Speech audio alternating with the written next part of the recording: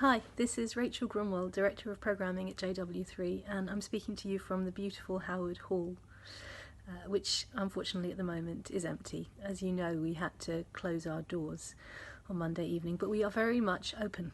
As you know, JW3 is not a building. It's a beautiful building, but JW3 is a project with a vital mission and vision.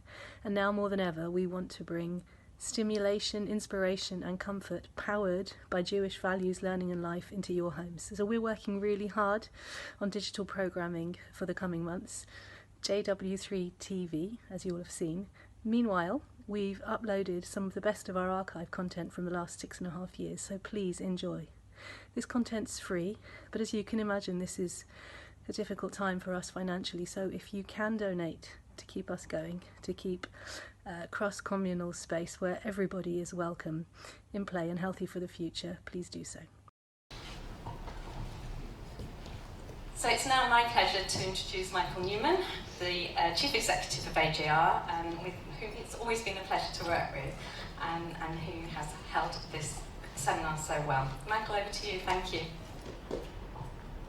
Thank you very much, Judy. Welcome everybody to what I hope will be a fascinating day and a half of pure self-indulgence on the AJR, celebrating our 75th anniversary. We haven't tried in any way to dilute this. This is going to be a celebration of everything that the AJR is about, with and about our members, and it's important that we have some of them with us today and participating on the panels over the next day and a half.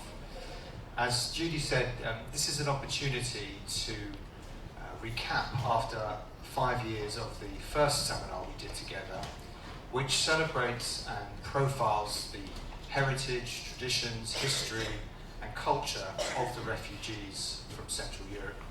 I'm sure, as I can see in the audience, there's a lot of members of the AJR, but for those who are less familiar with it and our work, its origins are with the refugees who came from Central Europe, predominantly from Germany and from Austria in the late 1930s.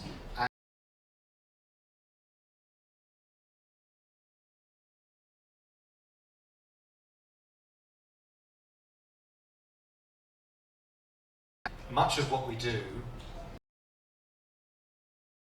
we had social workers employment these days, but we are still in the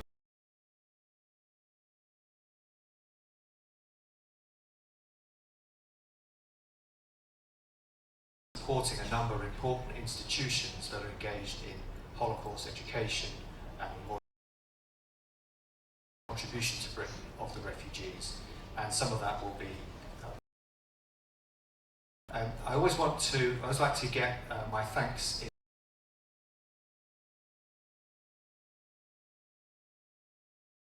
in Carol Hart, with whom we've worked very plain sailing, so special tribute to Carol in advance of our speakers and our chairs of our sessions. So I hope the next day and a half goes well. Those of you who get the AJR journal,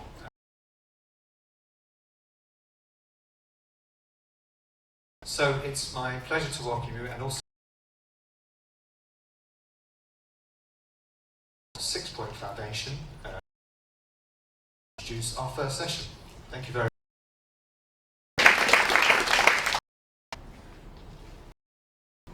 As Michael said, I'm Susan Cohen of 6 Point Foundation, or SPF, Jewish life in pre-war Europe. First, to see Dr. Susan Cohen up here, years asking me to sign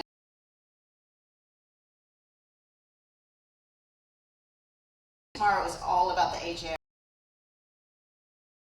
Foundation, a grant-making charity, as I want to do. However, I will say this: if there is any, and talk to me about it. You can also check us out on the internet. And speaking of the internet, I understand and refugees up and down the country, future project bringing the benefits of the internet. And I understand when it was announced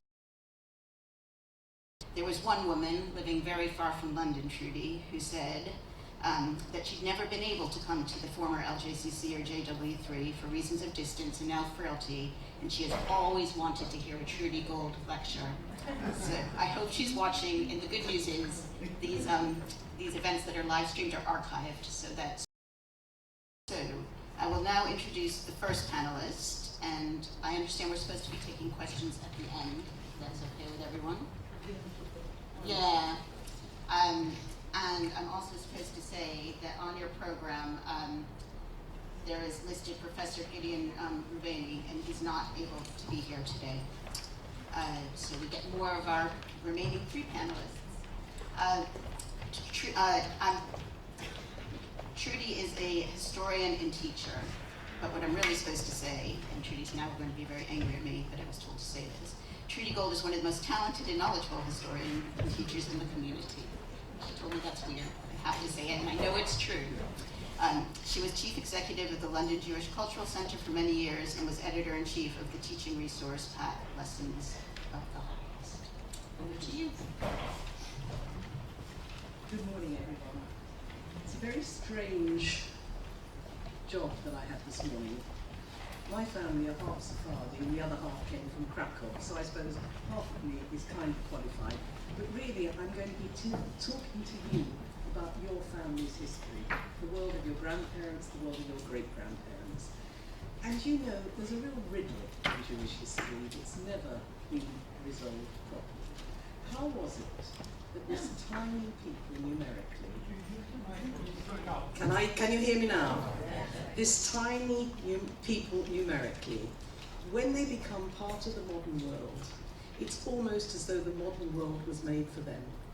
And it doesn't matter what discipline you're interested in, whether it's the world of business, the world of economics, the world of sociology, the world of psychology, the world of the arts. They made a contribution way beyond their numbers. How did it happen? How did it happen? In Germany, they were under 1% of the population. Okay, in Berlin it was 8.5. In Vienna they were 10%, but they were still a small percentage of the population. I have to say that the success story, and what we need to look at is people who I think Freud was working on his theories that changed the way we all think. You know, we have the late, great Isaiah landed on planet Earth. And back on their own planet, they had a dream of education. And also, unlike many other people on planet Earth, and they are dazzled by it, believe passionately in education. They take all their skills and they advance.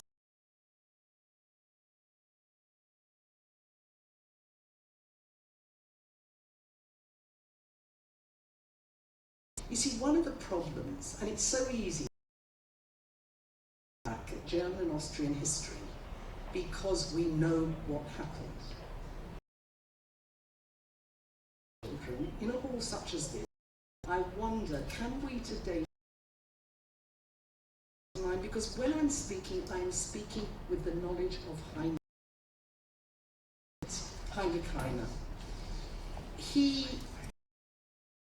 you know why? Because he said it's the passport to. You know why I've become a Christian? Because Napoleon had a very bad teacher. But he himself couldn't make up his mind.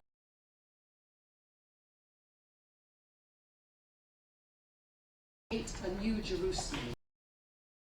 His history of religion and philosophy said any society that burns books will one day burn, has somewhat mitigated that subduing talisman, the cross, be shattered. The rage of which Nordic bards talisman is fragile, and the day will come when it will be forgotten debris, and rather the giant hammer will the advice of a dreamer who warns you against the Kantians and the Fichteans and the philosophers Do not smile at the visionary who anticipates the same revolution in the realm of the visible. Though thought precedes action as lightning precedes thunder, German thunder is of a Germanic character. It's not very nimble, but rumbles along. Yet it will come, and when you hear a crashing such as never before been heard in the history of the world, then you will know that the German thunderbolt has fallen at last. At that uproar, the eagles of the air will drop dead, and lions in the remote deserts of Africa will hide in their royal dens. A play will be performed in Germany that will make the French Revolution look like an idyll. Okay, what an extraordinary statement of Heine. Now, let's look at the reality from the point of view of German Jewry. Beginning with Moses Mendelssohn, Jews fall in love with the German Enlightenment. Don't forget that it was a German philosopher, Lessing, who was the first playwright to actually write a positive play about the Jews. This is the first positive image of the Jew anywhere in European literature. It appeared in the 1740s. It fails on the Berlin stage because no one can imagine a Jew as a hero. Yet, when in 1782 he writes Nathan the Wise, Berlin knew about Moses Mendelssohn. And it becomes a great success. On one level, you have Berlin of the Enlightenment. Never forget the Enlightenment in Germany, the great Humboldt University, all the dreams of creating a world of reason. But what else was there? You know, it's that German word Bildung. I remember chairing Klaus Moser at a big event here, and he opened this way. He said, I came from the country of culture to the land of the Philistines. And he saw my face, and he said, oh my goodness, did I really say that?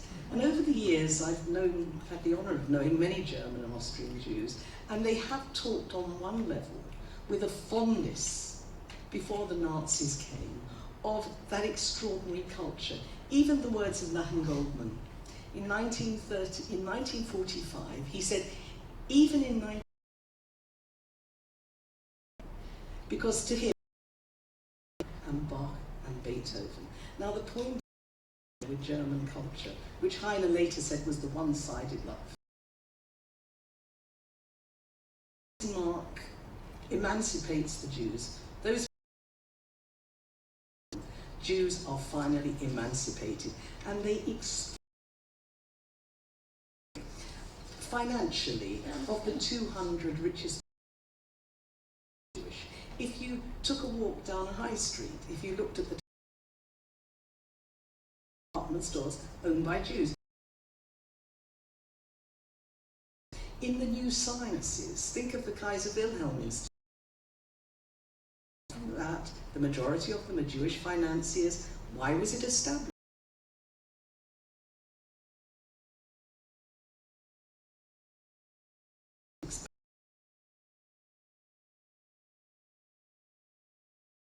He was so in love with Germany, and tragically,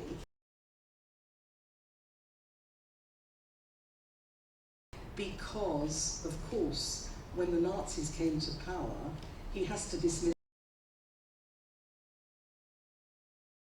one of the most interesting refugees anyone could ever read about. He wrote to Harbour because he'd worked close to you, but who gave industrialist, a man called Emil Rathenau. He brought the Walter Rathenau. In 1890, he wrote a pamphlet, what philosophers has called Jewish self-hatred. In this, he says, emulate the German. There was a love affair going on with what? With the Germany. I often look at society. On one level, it's everything I've talked about, the enlightenment.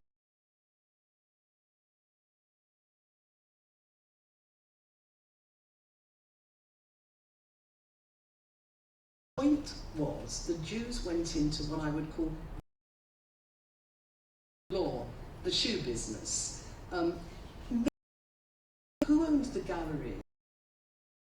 Musicians. Who were the writers who undercut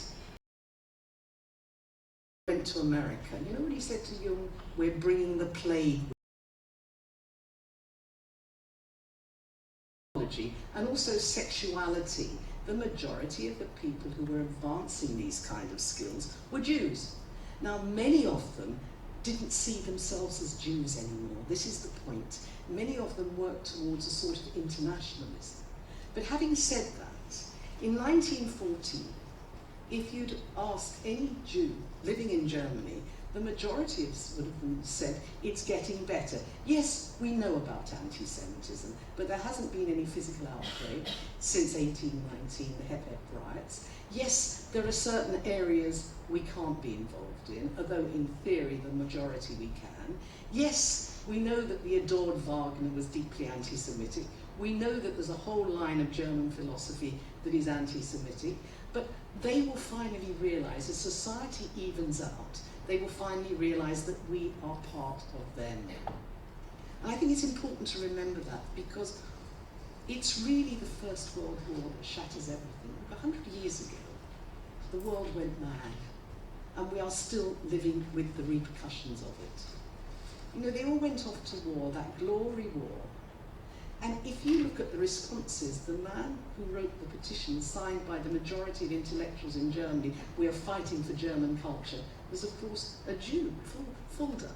Even Martin Buber said that it was a good thing. The only important speaker who spoke out against the war was actually Albert Einstein. He thought it was an incredible madness. There were German Zionists in Palestine who actually went back to Germany to fight for the fatherland. Now, a word on Zionism. Zionism was very much a minority movement in Germany. And also, Reform Judaism was very important in Germany. I never discuss theology. The way I want you to think about Reform Judaism in this context is this. In many ways, when it arises, it is to show the world of the Gentiles that Jews are European. You have much of the service in the vernacular, and very much the sermon definitely into the vernacular. So reform, also of course the notion that we are first and foremost Germans of the Jewish religion, and many of them are losing their Jewishness. So then war breaks out. 100,000 Jews fight for Germany in the war. How many of you in your families have relatives?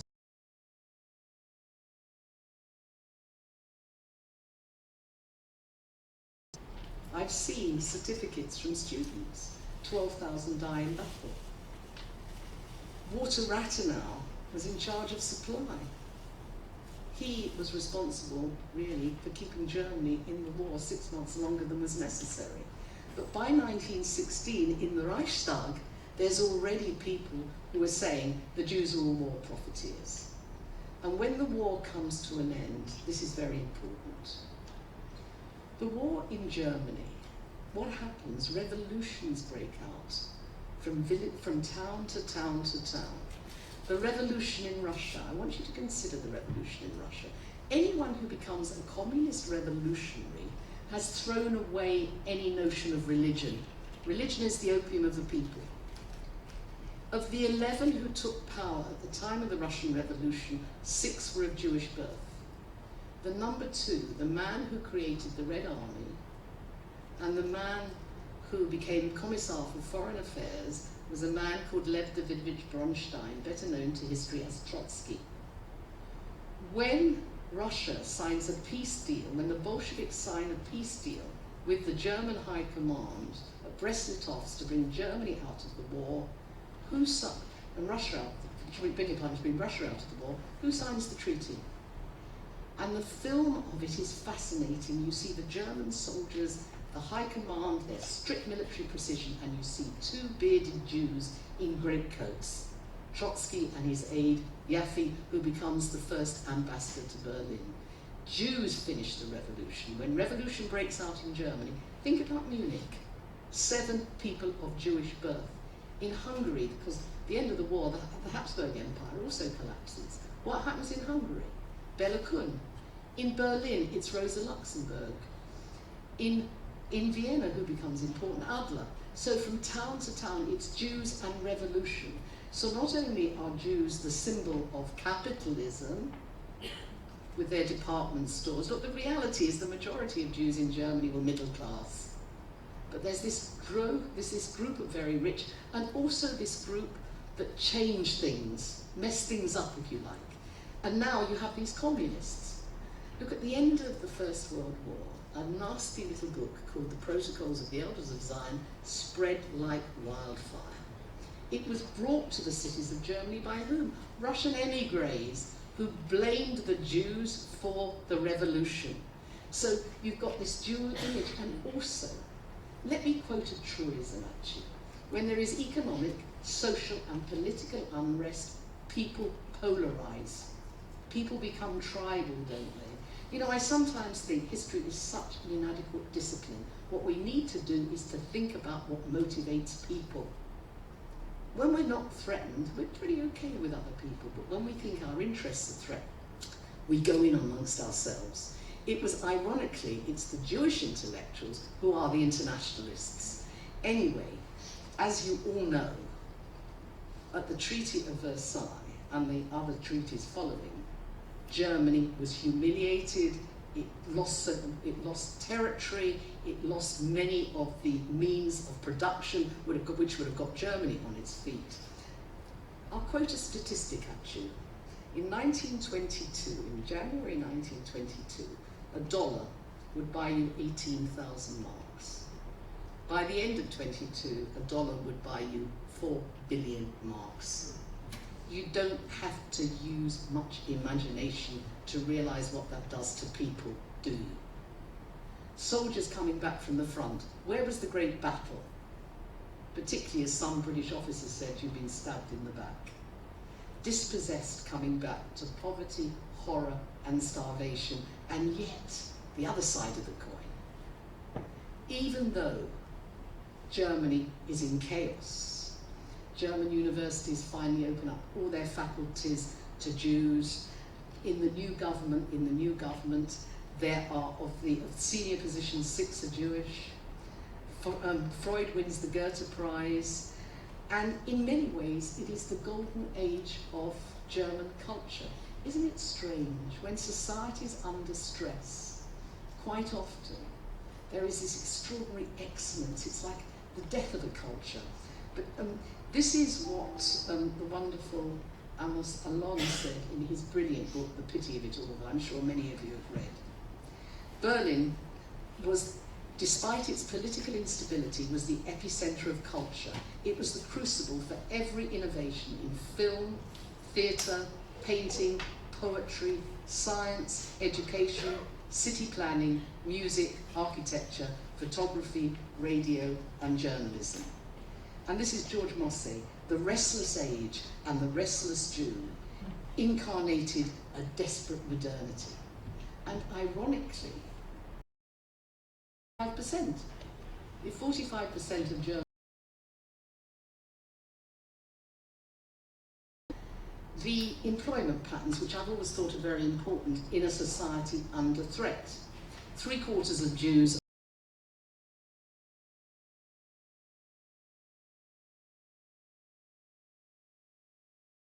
employment, whether it's a store, whether it's in a market, whether it's a sweatshop.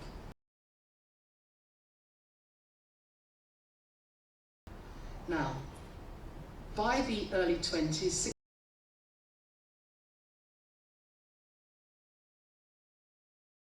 side and not giving 60% rate retail, how people perceived this kind of, and this is the other side. It's a paradox. I think one of the problems in Germany, despite the incredible cultural achievements of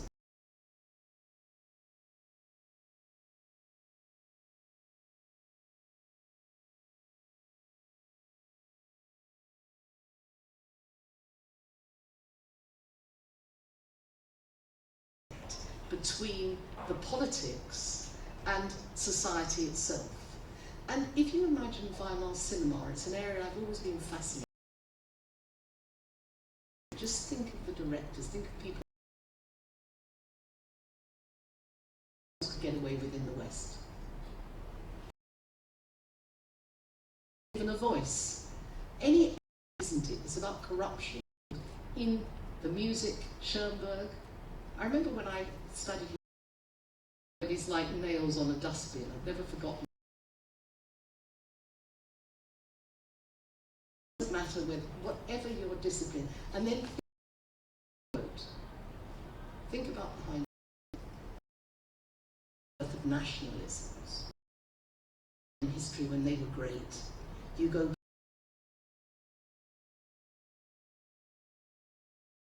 is anti-Semite, but think about the content inside of Germany. And against the backdrop to the worsening, it was stabilized in 1924 by the Americans. Hitler hated Jews, etc., etc. Important to know that anti-Semitism was, there was a survey in the Reich politics.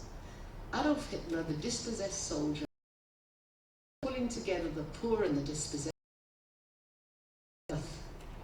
Somebody else has dispossessed the poor. What do? We take, throw it over the edge. It's the devil. I think this is. He is absolutely obsessed that the Jew is the racist. The point is the Wall Street crash, before Wall Street, between 24 and to get to power through putsch. He's in court in new right-wing government. To 9 months, he's given freedom. He comes speaks. People are brilliant demagogues to the other. You know, that's what happened with that. Through the ballot box, the group of right-wing nationalists in the state, and he outlawed the core of his policy. Did everyone who voted for Hitler work? Treaty of Versailles, because he was going to take back, according to the Nazis, wanted them back. I've seen a lot of problems, and a whole generation taken away. And you know, tomorrow, what he wanted was a Judenreinreich. He wanted the social, political, economic and legal exclusion of the Jews from Germany. He wanted them out. And as far as Austria is concerned, my last thought on it, Susan, as far as Austria is concerned, of course, by 1934, I mean, we could spend hours talking about Vienna. Just think about turn-of-century Vienna and the dazzlement of it all. At the end of the First World War, the Habsburg Empire is over and Vienna becomes a capital of 7 million people who want Anschluss. The Austro-Germans want Anschluss. Austria also polarizes, so against the backdrop of the amazing Vienna Circle, by 1934, the Austro-fascist Dollfuss is assassinated. And of course, by 1938, Hitler goes home, the Anschluss. So Austrian Jewry is also under threat. And what a tragic story. Ironically, I believe that the contribution that German and Austrian Jewry made to British and American culture is the greatest contribution that any group of immigrants has made to any culture so far. Thank you.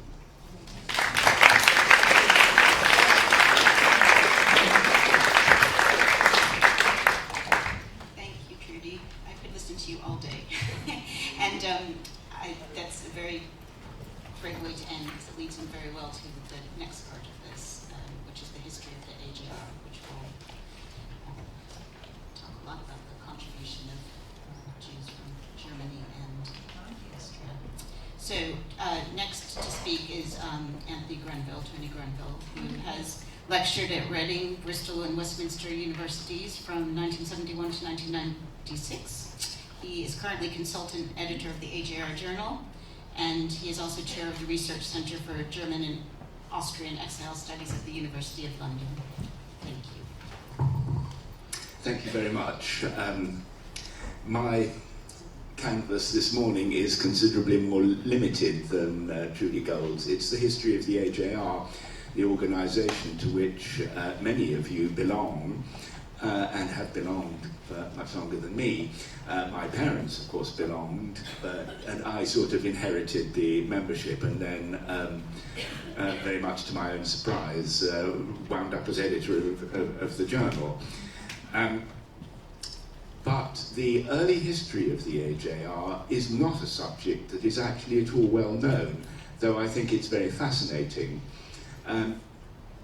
As you can work out, of course, it's founded in 1941, and I think in 1941 it was a small, embattled organisation representing a small and relatively small, but the number of Jews who had fled to Britain before the war is about 60,000, certainly not less. The official figures are imprecise. But that would be my best guess, would be 60,000 plus. This organisation then flourished and continues to flourish until this very day. I doubt very much that the founding fathers would have expected to see the organisation in the fine fettle that it is and has been for many decades. The organisations founded by refugee Jews in other countries have virtually without exception ceased to exist, whereas the AJR has continued to go really from strength to strength. Now, how was our really rather remarkable organisation born, and how did it come into being? Well, as you will know, the refugees were, at the outbreak of war, classed as enemy aliens. Those of them that came from Germany and Austria were considered to be German nationals, and as such, members of people of enemy citizenship. And many of them were, of course, interned in 1940 on the Isle of Man and elsewhere, and even in the case of a few thousand deported overseas. Many of the founding fathers of the AJR were also interned, and when they came out, they were very much convinced of what they'd been planning earlier. That is to say that there must be an organisation that represents the Jewish refugees, that can stand up for its members, so that they will not be, for example, interned again. Looking further ahead, that they would not be repatriated against their will to their home countries after the end of hostilities, that they would be able to join the British forces if they so wished, that they couldn't be called up because they were not British nationals, they all volunteered. They could be called up for war work, but most of those who joined the British forces were actually volunteers. In some cases, of course, they were given a sharp prod and told that they would be released from internment camps if they volunteered, which is not much of a choice. But anyway, that's how it was. And refugees were also able to join the war effort, working in factories and offices, and so on. These were all very, very important questions, of course, for the membership. It was a question of preserving and improving their position as a very, very embattled and discriminated against group in British society, potentially. So in June 1941, in late June 1941, a letter was sent round to a relatively small group of refugees, inviting them to a meeting which was held at 26 Belsize Park on the 6th of July 1941. They then convened another meeting, 20th of July 1941, still relatively small number of people, a few dozen, and they elected the founding executive of 8 members. It was later increased and was aimed to be divided, roughly speaking, equally between liberal and assimilated Jews, Orthodox Jews, and Zionists. Though I think it's fair to say that the bulk of the AJR membership has always tended to come from the more liberal, assimilated, or even secularized portion of the refugee community. The Zionists, of course, in many cases, went to Israel after the war, to Palestine and then the State of Israel, whereas the Orthodox have tended, because they associate themselves obviously with religion, to be absorbed much more into the existing British Orthodox community, into their own synagogues, and have therefore tended to become less numerically significant in the AJR. The founding members were the founding chairman, Adolf Scheuer, the vice chairman, Adolf Michaelis, who went to Israel. Scheuer returned to Germany after the war, not a common case.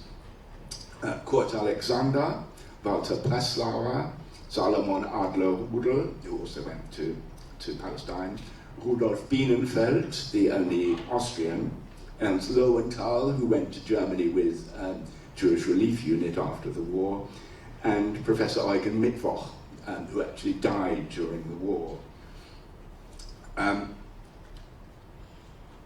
Probably the key figure was the General Secretary, Werner Rosenstock, a Jew from Berlin, who had worked for the main Jewish organization, representative organization, the Zentralverein in Berlin. He was appointed General Secretary in 1941, a job in which he continued until 1982. Not content with this long service and hard labor, as I'd say, he also, from 1946, edited the journal. From 1946 to 1982, a stint that I think I can safely say will never be exceeded. Initially, he had two co-editors, but one was Lowenthal, who went to Germany, and Herbert Frieden, who in 1950 went to Israel. Rosenstock was more or less Mr. AJR. He is, without doubt, the pivotal figure. In the story of the AJR, he was the cornerstone, if any one person can so be described. One of the first things that the AJR did was to set up its social services department under Dr. Adelheid Levy. That is because refugees in those days were in need of social services. Many of them were poor. There were large numbers of elderly people who were unable to find employment. People were living in very, very inferior accommodation. A lot of people were suffering, of course, from all manner of stress, depression, nervous diseases almost, because of the worries of emigration and, of course, the consuming worry about relatives left behind in Germany. There was also very soon set up an office that provided legal services, because, of course, the entire legal position of the refugees in this country was quite uncertain. For the duration, there was duration of the war, there was very little naturalization, that is to say, granting of British citizenship, hardly any, in fact. So the refugees remained in this difficult position of being stateless enemy aliens, even if they were sometimes reclassified as friendly enemy aliens in a typically British piece of logic. Nonetheless, the legal services were very important, and Michael Newman mentioned in his opening remarks the Employment Office. We now think, of course, of the refugee community as a relatively prosperous and predominantly middle-class community, but that wasn't always the case. I've mentioned especially elderly people who came here with very faulty English and whose skills, say as German lawyers, to take just one example, were practically no use in this country, and who, of course, even if they had exercised professions, let's say, in business, found it quite difficult, very difficult, to adapt to British conditions. When I looked at the early issues of the journal, AJR Information, I saw that there were large numbers of ads in the late 40s and 50s of people seeking employment. There were men seeking employment as storekeepers, stockkeepers, packers, menial jobs, women looking for jobs in sewing and haberdashery trades, as secretaries, as helping elderly people, other refugees. Of course, by the 60s that had changed, and all the ads were for Jewish and refugee families looking for nannies and au pairs and the like to look after the children, the generation of the children like myself. A remarkable turnaround and an indication of the social composition of the refugee community, which was very, very heavily middle class. As evidenced by its areas of settlement, which round here, West Hampstead NW6, Hampstead NW3, Golders Green NW11, and if you were lucky, NW8 St John's Wood. This is not the normal pattern of Jewish settlement in this country, which of course is that of the pre-First World War Jews from Eastern Europe who settled often in conditions of grinding poverty in Whitechapel and Stepney Green and other places in the East End. The AJR has had, until quite recently, always had its headquarters in this area. First of all, in very poorly provided, poorly equipped offices at 279A Finchley Road, it's very near where the O2 Centre now is. Then they moved, after a short time, to Fairfax Mansions, just off Fairfax Road, very near Finchley Road Tube Station, where they stayed for a long time. Moved then to Adamson Road on the Swiss Cottage side of Finchley Road, and lastly in that area to Frognall Gate, at the bottom of Frognall. And now more. The aims of the AJR include the passage of refugees,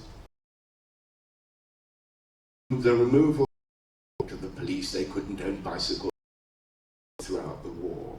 The further claim its strong support quarterly circulars to its which became the AJR information publication. It's a sort of iceberg. Know who Dr. Spear is, and they. Yes, the journal is, of course, the means of communication.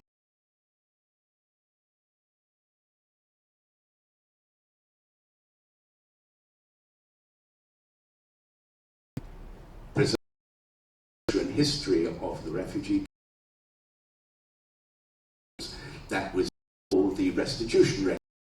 That's one example. AJR, for example, with an example, and members of Parliament came to speak. I've already discussed refugees, then still also campaigned to. After the war, there was clothes and so on, which were then Italy. Had an important international overseas, in the United States, in those in need of. This made London very, very important in the United States and Israel forces of the Jews from. The AJR, it campaigned, or helped to campaign vigorously against the proposal made by those, shall we say, repatriated immediately, whether they. It's little known where we are. Signatures from repatriated so that they're converted to argument I seem to have heard more.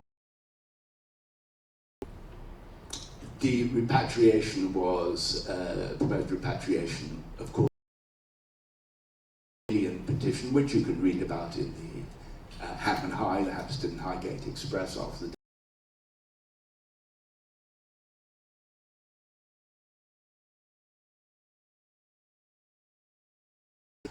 element of the population that was not altogether sympathetic to Jewish refugees, even in Hampstead, where, of course, from, I would say, the 1950s, relations had been extremely good.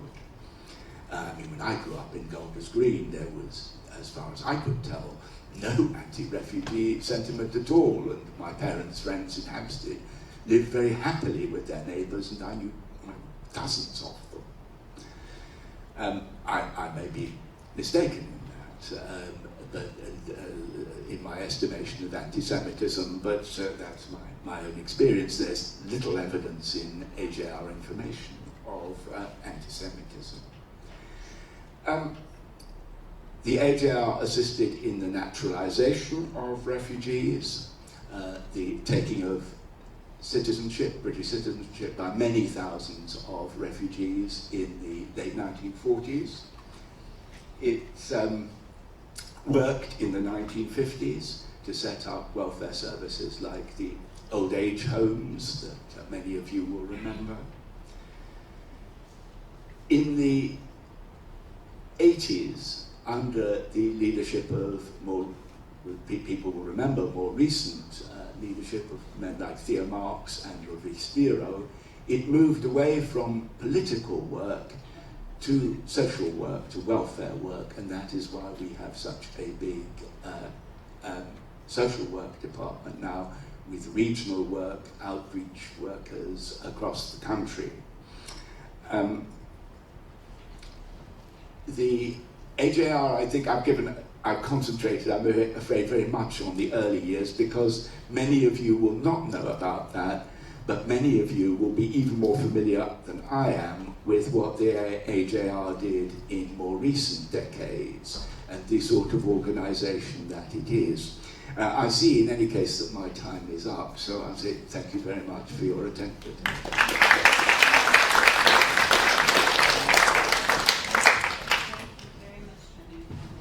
With two thoughts about how many other charities are there that have such in-house institutional memory and knowledge. Yeah. Yeah. And the other is that, just carrying on what Tony said about the founding fathers and what they would think of this event today and what's happened. It's absolutely amazing. When I met Tony this summer at an event at the Wiener Library, I said, "So how should I introduce you?" And he very jokingly said, "The greatest thing since sliced bread." But I think from what I know from the many AJR members that I've met at my time at 6 Point Foundation, many of them really do think that when they wait for their AJR journal to arrive. So you get to read those first 2 pages. Last but not least, Dr. Bea Lechowitz is a social anthropologist and oral historian. She currently directs the AJR Refugee Voices project, which I'm sure many of you have heard of, and if you haven't, you'll know by the end of her talk. And she's also the director of Sephardi Voices UK. She directed and produced many testimony-based films for projects and exhibitions, among them the refugee experiences on permanent display at the Jewish Museum in London. Thank you very much. Ladies and gentlemen, I'm very happy Can you hear me? Yeah? And to have the opportunity today to talk to you about some of the educational and research project of the AGR, in particular the AGR Refugee Voices Archive, the largest video history archive of German-speaking refugees in the UK. But just to start with, as some of you might be aware, there is now a legacy section at the AGR website, which is here on the right. Yeah? Sorry, I don't know if there's a pointer. You can see Refugee Voices, AGR German, and so forth. And it's quite long. And here you can see some of the educational and memorial projects which have been carried out or are still ongoing. The AGR has digitized their own journal and helped to digitize the archive of the Central British Fund. So these are all relatively new developments. And there's also a blue plaque scheme. And since we're on the Finchley Road, I have to mention it. There was a blue plaque erected for the Cosmo. I think it was stolen. I don't know whether it has been replaced. Excellent, it's there. And here we are at the former dance studio of Stella Mann, which was run. She was a refugee from Vienna, and maybe this also is worthwhile, a blue plaque. I don't know, but to be discussed. I'd like to contextualize this more recent heritage awareness of the AGR, which suggests a shift away from the purely social service-oriented organization, which we both heard from Michael and from Tony, and at the end posed a question about the future educational and research activities of the AGR. I'd like to suggest to you that in the year 2000, something happened in the AGR. For the 60th anniversary of the AGR decided to create an exhibition called Continental Britain's Jewish Refugees from Nazi Europe, together with the Jewish Museum, and Ronald Channing is here, who was very involved in this process. And this was the first time, I think, that the AGR spent quite a considerable amount of money for a big educational project. And here it is. Our aim at the time was to tell the story of the ordinary refugees.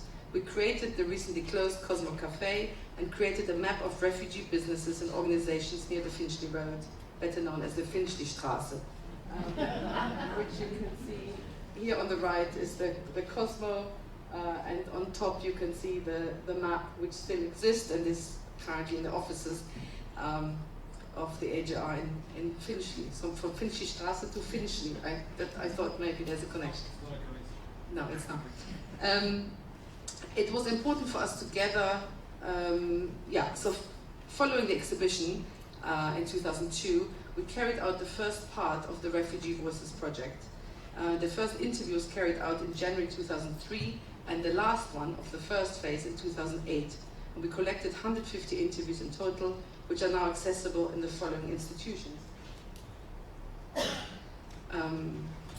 And I don't know, some of the interviews are here, and some of you might have accessed the interviews at the Wiener Library, and I hope it all works.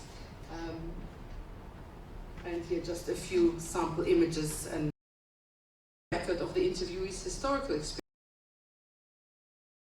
How different would your life have been if you had not been forced to this reflective process? These were pertinent themes to explore the interviews, the researchers' early lives. So let me just, which provided the taste to the collection of interviews. I see a refugee artist called Milan Kosman, but facilitated by funding not only a film and many other venues in the UK. And that when we brought the exhibition of the Exilbibliothek, whether we could show the film somewhere, and she said, yeah. And in fact, we, before the any other refugee, for me, of the Wiener Library are actually physical papers. You can find them now in testimonies, and these that he remembered the 1938 school where he would be around longer today. Testing with the experiences of persecution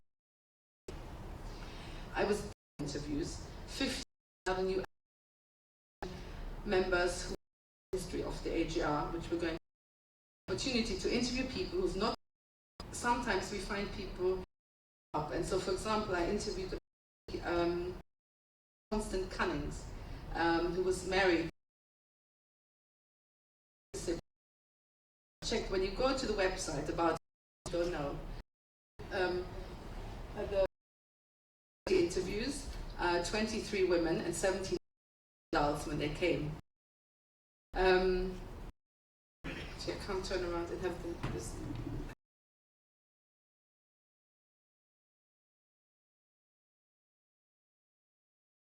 On the last Kindertransport and on the SS Bodehaven, and one Kindertransportee who went from France to America in 1941. Then we have 7 people came with their parents, only one domestic on the domestic permits, some came as young adults, and then we have people who came post-war. You can see here either as adults or children, and of course the people who came post-war are mostly survivors.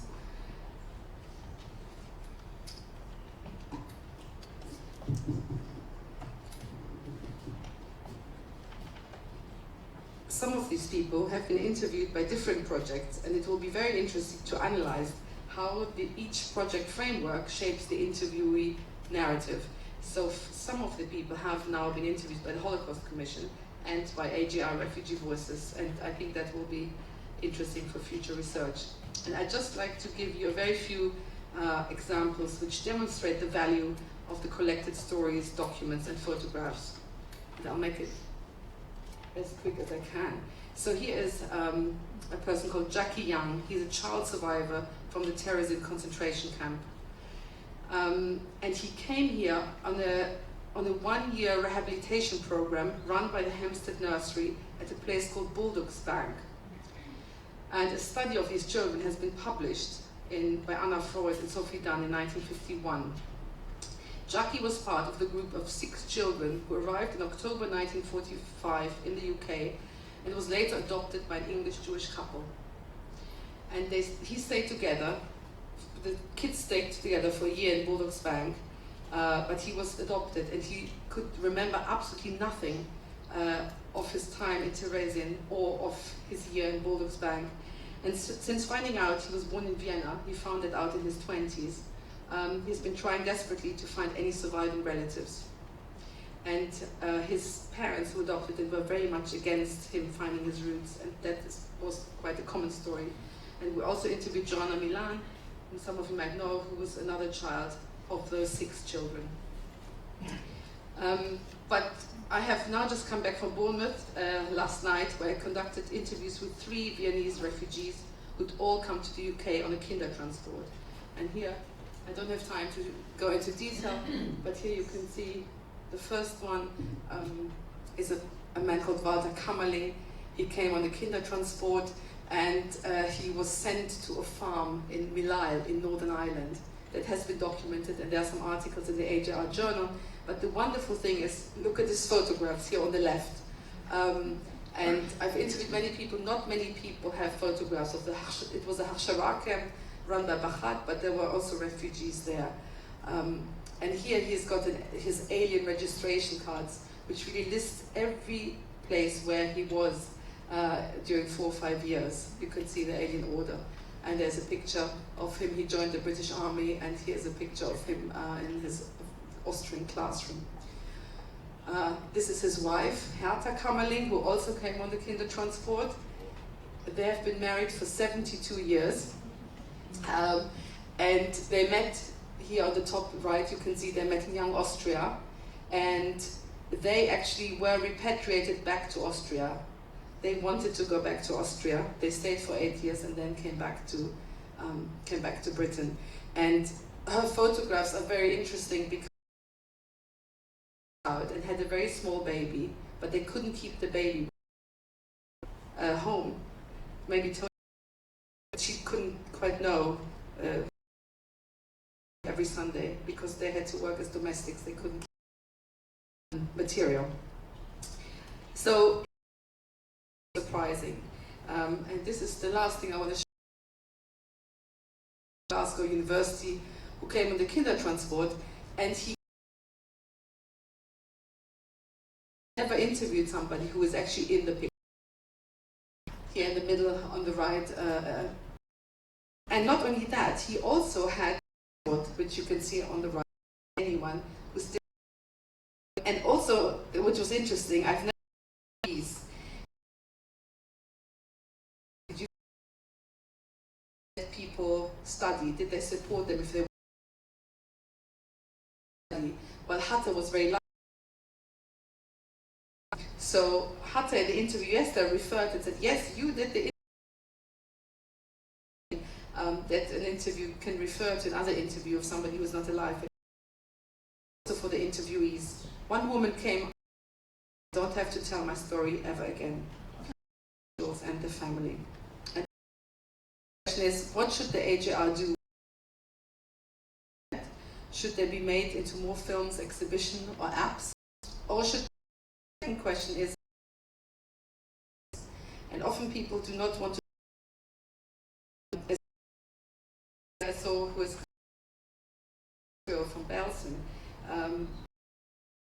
raising to it, because I'm asking myself, they are not around anymore, and how can we help them actually preserve those very valuable items? So that's one of my questions to the AGR. So many documents and films in an major role.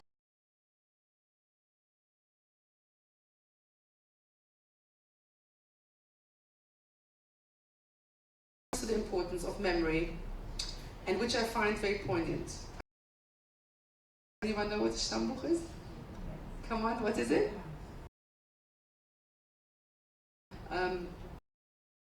Kindertransport from Vienna, aus dem wir nicht vertrieben. This message was written by a teacher almost 80 years ago. This message is universal.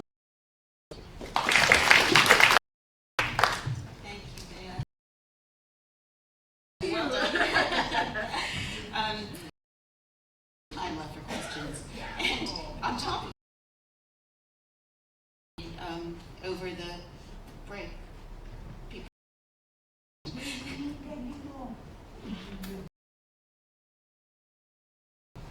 So at the moment, we can give me your names. If you haven't been interviewed, please come and give me your names.